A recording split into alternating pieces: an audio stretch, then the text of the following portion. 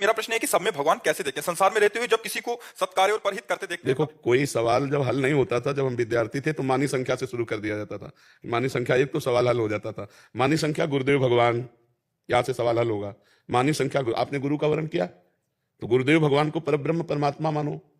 गुरु ब्रह्मा गुरु विष्णु गुरुदेव महेश्वरा गुरु साक्षात परब्रह्म तस्मै श्री गुरुवे नमः। अब वो परब्रह्म परमात्मा जो हमको आदेश किए हैं कि ये नाम जप करो, ये मंत्र जप करो, हम उसका जप करें, हम वैसे चलें जैसे वो हमको आचरण बताएं, पवित्र आचरण। तो हमारे अंदर पहले खुद भगवान दिखाई दे, तब हम दूसरे में भगवान देख सकते हैं। जब हम अपने हृदय में भगवान नहीं देखेंगे तो दूसरे हृदय में हमें भगवान नहीं दिखाई देंगे। अपने हृदय में काम है तो सारा जगत काम ही नजर आएगा, अपने हृदय में राम है तो सारा जगत राम नजर आएगा। देखो गोस्वामी जी कह रहे हैं, जड़ चेतन जग जीव जत सकल राम मैं जानी, बंदों सबके पद कमल सदा जोरी जुगपान। बोले जड़ चेतन जितना है सब भगवान श्री राम है, इसलिए मैं जड़ चेतन को हाथ जोड़ करके प्रणाम करता हूं। क्यों? क्योंकि उनके हृदय में श्री राम है, गोपी जनों के हृदय में श्याम है। तो जित देखो तित श्याममयी है। वो जिधर दृष्टि डालते हैं लाडले ललित त्रिभंगी लालजू महाराज सर्वत्र दिखाई देते हैं। जो ज्ञानी पुरुष है उसको जब ब्रह्मानुभूति होती है तो चारों तरफ जब दृष्टि डालता है तो सर्वम खलमिदम ब्रह्म ने नानास्ति किंचन, ब्रह्म के सिवा कोई किंचन मात्र भी नहीं है। ईशावास्यमिदम सर्वम यत् किंचे जगत्याम जगत, ईश्वर के सिवा एक कण भी जगत में ऐसा नहीं है जहां ईश्वर ना हो। तो सर्वत्र भगवान है, पर हमने अभी तक जो नानात्व तो देखा, स्त्री पुरुष जड़ चैतन्य अच्छा बुरा, वही हमारे अंदर संस्कार भरे हुए हैं, वही हमें दिखाई दे रहा है। अगर हम अंदर से भागवतिक दृष्टि प्राप्त कर लें तो हमें सर्वत्र भगवान दिखाई देने लगे। तो एक जगह मानी संख्या गुरुदेव भगवान, अब वहां संशय न करें। वो हमसे बोले राम जपो तो राम जपो, कृष्ण जपो तो कृष्ण जपो। जैसे आपका स्त्री शरीर है तो हो सकता है कि जहां अपने गुरुदेव भगवान माने हैं सब ब्रह्म प्राप्त तो नहीं होते। हमारी मानी संख्या गुरुदेव ब्रह्म, जैसे हम पाषाण में भगवान को मानते हैं, काष्ठ में भगवान को मानते हैं, चित्र में भगवान को मानते हैं, तो हम किसी चैतन्य में चलते फिरते में, संत भाव में, भगवत भाव में, ब्रह्म भाव में हम उनको अपना गुरुदेव मान लेते हैं। पर शब्द महाराज जी के कारण लगाया। महाराज जी ने अभी निवेदन किया, जिनको भगवत प्राप्ति नहीं हुई है, अगर हम ऐसे संतों को गुरुदेव भगवान के रूप में मानते हैं तो हमें दूरी बनाना पड़ेगा। क्योंकि जो भगवत प्राप्त है वो भगवान के सिवा कुछ नहीं देखते, वो भगवान में ही रमण करते हैं, भगवान में ही संतुष्ट रहते हैं।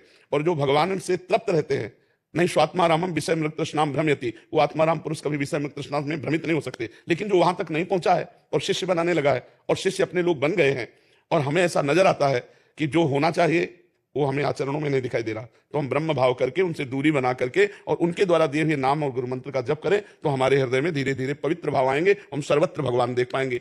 और यदि हम उनसे ज्यादा लगाव कर बैठे और उनके आचरणों में दोष दर्शन, उनके आचरणों में दोष क्रिया, तो जहां मानी संख्या थी वहीं हमारा भाव बिगड़ गया, तो अब हमारा कहीं भगवत भाव नहीं बन पाएगा। तो हमें चाहिए कि जहां भाव बिगड़ रहा हो वहां से हट जाना चाहिए, दूरी बना लेनी चाहिए। जैसे स्त्री शरीर है तो हम कई बार प्रार्थना की है कि हम जहां देखें कि हमारे भगवान, दृष्टि से पता चल जाता है, भगवान ने दृष्टि दी है माताओं बहनों को कि हम जैसा आपकी तरफ देखेंगे तो आपको एक सेकंड में पता चल जाएगा। इतना तो पता चल ही जाता, नहीं चला जाता। अगर हम आपकी तरफ देख रहे हैं तो प्यार का भाव, क्रोध का भाव, दोष का भाव वो दर्शन में आता है। तो यदि ऐसा कहीं दर्शन आने लगे कि जिनसे हम जुड़े हैं वो भगवान के आनंद में मस्त न रहकर विषय आनंद की तरफ आकर्षण होते हैं, इसका मतलब कच्चा है, अभी पक्का नहीं हुआ।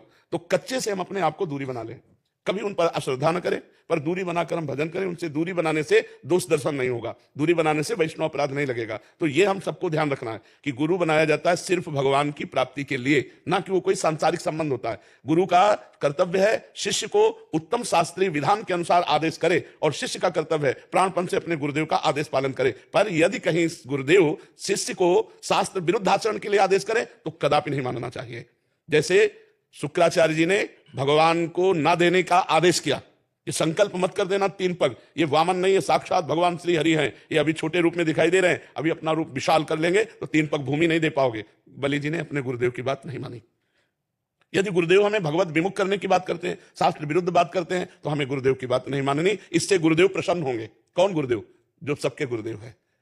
अब गुरु जी से पूछो तो कहेंगे उनके गुरुदेव, उनसे पूछो तो कहेंगे उनके गुरुदेव। तो जब आखिरी गुरुदेव शब्द आता है तो कौन होता है? वो भगवान होते हैं। भगवान होते हैं ना, भगवान आपसे प्रसन्न हो जाएंगे और गुरु के संबंध का जो हमें लाभ मिलना चाहिए वो हमें मिल जाएगा। हमारा कर्तव्य होना चाहिए कि हम जिससे जुड़े हैं अपने आचरणों को सुधारने के लिए जुड़े हैं, भगवान की प्राप्ति के लिए जुड़े, ना कि आचरण भ्रष्ट होने के लिए जुड़े। अगर हमें कहीं भी ऐसी हरकत नजर आवे, चाहे साधु समागम कर रहे हो या गुरुदेव का संग कर रहे हो, कि गुरुदेव या साधु समागम से हमारे प्रति दर्शन गलत है, हमारे प्रति चेष्टा गलत है, हमारे प्रति भाव गलत है, तो वहां निंदा न करें, वहां प्रणाम करे और दोबारा न जाए, और जो उनसे नाम मंत्र मिला है वो जपे, और जहां सत्संग मिले वहां सत्संग सुन ले और भगवान की तरफ चले तो भगवत प्राप्ति हो जाएगी। एक जगह हमारा भगवत भाव हो जाए तो वही धीरे धीरे विस्तार को प्राप्त हो जाता है, और सर्वत्र भगवत बुद्धि, भगवान पे दृढ़ विश्वास, निरंतर नाम जप, इससे बड़ा क्या हो सकता है, इससे बड़ा क्या हो सकता है। जो हर समय भगवान की कृपा का अनुभव करता रहता है कि मेरे ऊपर भगवान की बड़ी कृपा है, और नाम जप करता रहता है शरीर से, मन से, वाणी से भगवान की शरण में, उसे भगवत प्राप्ति ऐसे हो जाती है जैसे बाप की प्रॉपर्टी पर पुत्र का अधिकार हो जाता है, जैसे पिता की संपत्ति पर स्वयं अधिकार पुत्र का हो जाता है। ऐसे वो परम पद का अधिकारी हो जाता है जो हर समय भगवान की कृपा का अनुभव करता है, नाम जप करता है, शरीर मन वाणी से शरणागत, दुख सुख को समान भाव से सह लेता है। वो परम पद का अधिकारी ऐसे हो जाता है जैसे पिता की संपत्ति पर पुत्र का अधिकार हो जाता है। खूब नाम जप करो और अपने हृदय में भी भगवान को देखो, तब सर्वत्र भगवान। जब यहां भगवान भय प्रकट कृपाला तो सर्वत्र भगवान दिखाई देंगे। हमारी जैसी दृष्टि वैसी हमें सृष्टि दिखाई देती है। जाकी रही भावना जैसी प्रभु मूर्ति देखी, तिन तैसी सब प्रभु ही है।